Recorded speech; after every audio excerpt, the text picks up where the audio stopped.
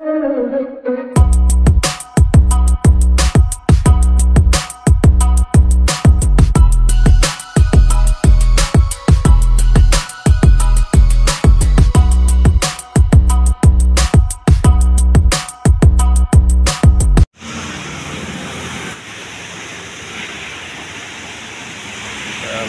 tropa beach, stranded tayo, umulan.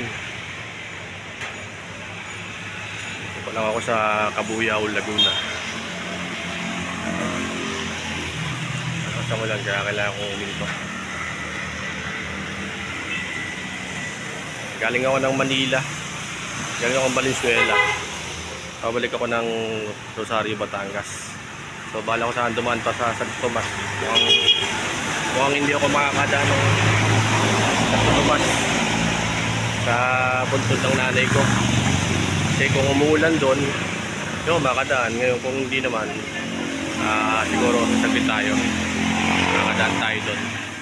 Yun mga tropa pitch, narito na ako sa Santo Tomas, Batangas. Ito yung aming Santo Tomas sa Parish Church.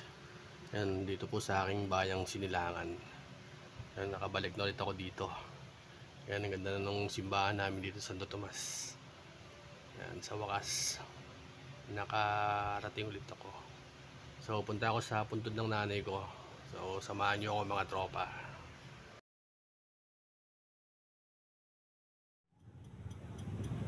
Yan mga tropa pitch, dito ako ngayon sa Santo Tomas, Batangas. Galing ako Manila.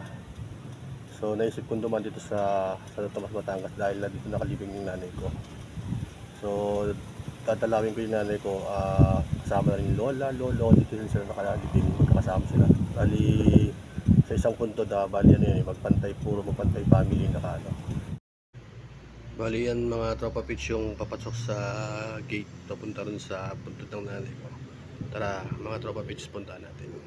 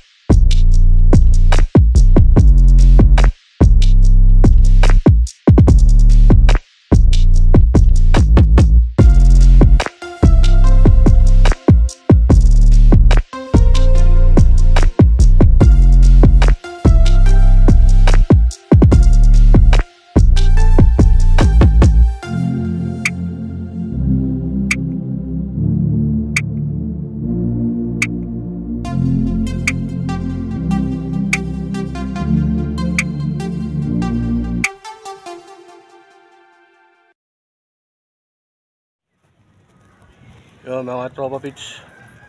Tapos na tayong dumalaw. Yun. Buti na lang hindi umuulan dito. Kasi kanina sa Kabuya umuulan, tumigil ako.